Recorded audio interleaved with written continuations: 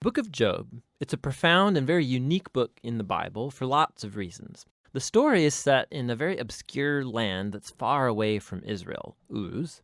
The main character, Job, he's not even an Israelite, and the author, who's anonymous, doesn't even set the story in any clear period of ancient history. This all seems intentional, though. It's like the author doesn't want us to be distracted by historical questions, but rather to focus simply on the story of Job and on the questions raised by his experience of suffering. The book of Job has a very clear literary design. It opens and closes with a short narrative prologue and then an epilogue. And then the central body of the book is dense Hebrew poetry, representing conversations between Job and four dialogue partners called the Friends. These conversations are then concluded by a series of poetic speeches given by God to Job. Let's dive in and we'll just see how it works together. The prologue introduces us to Job, and we're told that he's a blameless, upright man who honors God. He's a super good guy. And then all of a sudden, we're transported into the heavenly realms, and God is holding court with his staff team. It's a very common image in the Old Testament describing how God runs the world. And among the heavenly beings is a figure called the Satan, which in Hebrew means the accuser or the prosecutor. And it's like we're watching a court scene. God presents Job as a truly righteous man, and then the accuser challenges God's policy of rewarding righteous people like Job. He says, the only reason Job obeys you is because you bless him with prosperity. Let Job suffer, then we'll see how righteous he actually is. And then God agrees to let the accuser inflict suffering on Job. Now, it's at this point in the story that most of us go, what?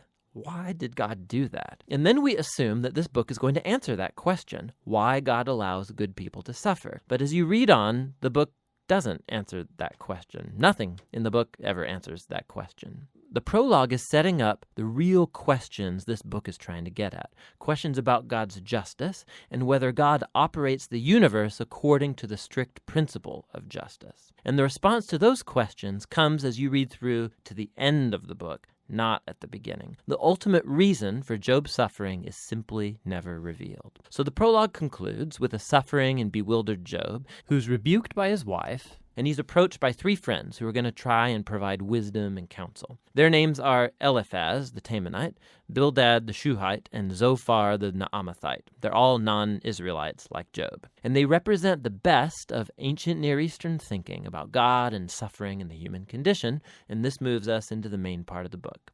First, Job speaks. And this is how this section of the book works. First, Job is going to speak, and then they'll follow a response from a friend. Then Job will respond to that friend. Then another friend will respond to Job's response, and so on back and forth for 3 cycles. And this whole debate is focused on 3 questions. Is God truly just in character? And does God run the universe on the strict principle of justice? And if so, then how is Job's suffering to be explained?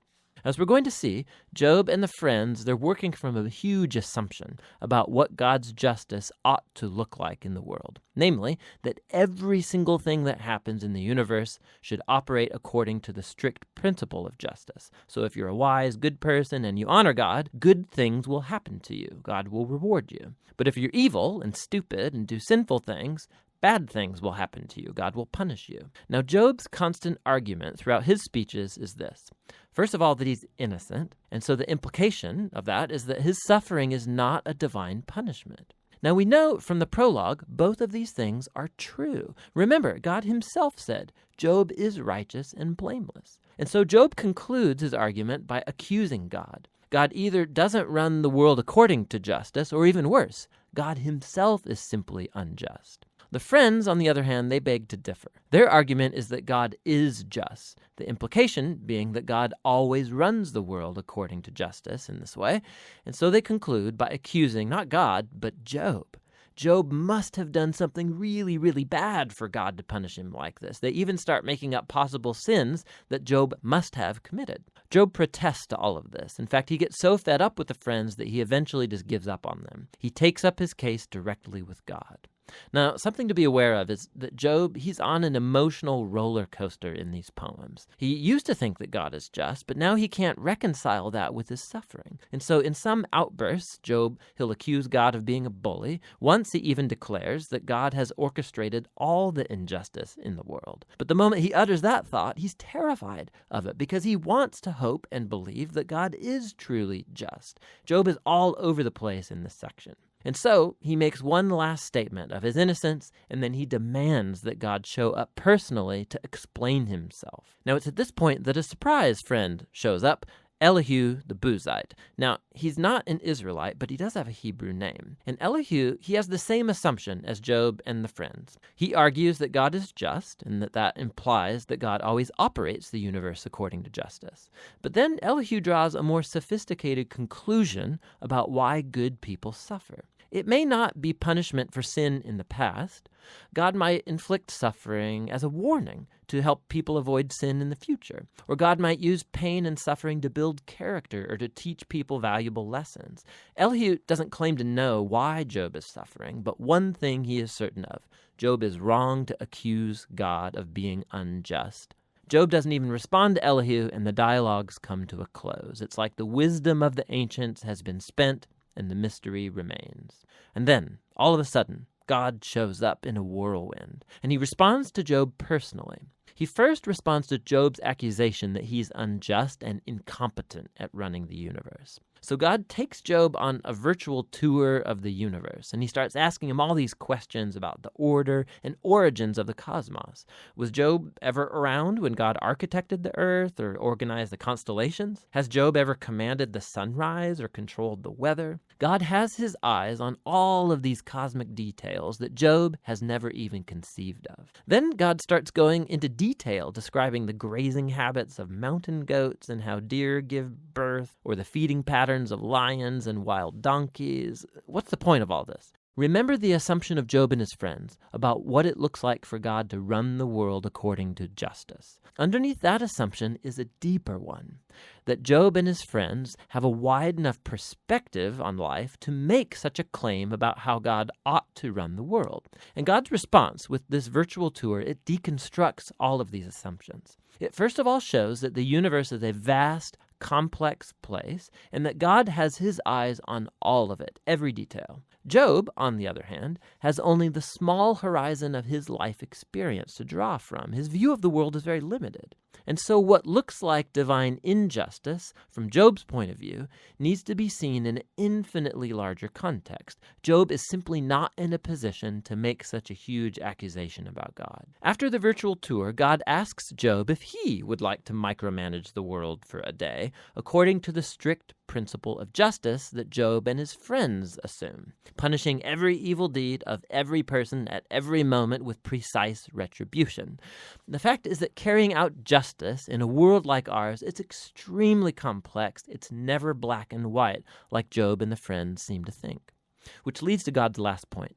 He starts describing these two fantastic creatures, Behemoth and Leviathan, which some people think are poetic depictions of a hippo and a crocodile, but more likely they refer to well-known creatures from ancient Near Eastern mythology that are used elsewhere in the Bible as symbols of the disorder and danger that exist in God's good world. These creatures, they're not evil. God's actually quite proud of them, but they're not safe either. The point is that God's world is amazing and very good, but it's not perfect or always safe. God's world has order and beauty, but it's also wild and sometimes dangerous, just like these two fantastic creatures. And so we come back to the big question of Job's suffering. Why is there suffering in God's world? Whether it's from earthquakes or wild animals or from other humans, God doesn't explain why.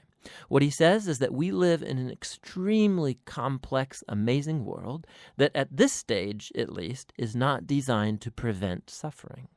And that's God's response. Job challenged God's justice. God responds that Job doesn't have sufficient knowledge about our universe to make such a claim. Job demanded a full explanation from God, and what God asked Job for is trust in his wisdom and character. And so, Job responds with humility and repentance. He apologizes for accusing God, and he acknowledges that he's overstepped his bounds. Then all of a sudden, the book concludes with a short epilogue.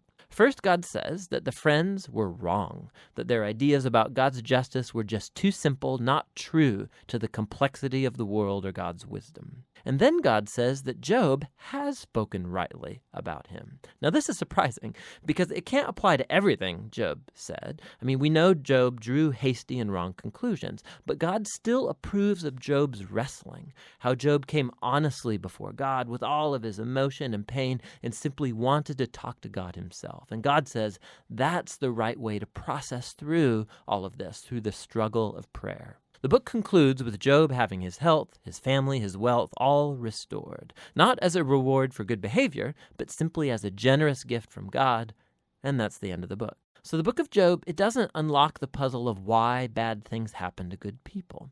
Rather, it does invite us to trust God's wisdom when we do encounter suffering, rather than try and figure out the reasons for it. When we search for reasons, we tend to either simplify God like the friends, or like Job, accuse God, but based on limited evidence. And so the book is inviting us to honestly bring our pain and our grief to God and to trust that God actually cares and that he knows what he's doing. And that's what the book of Job is all about.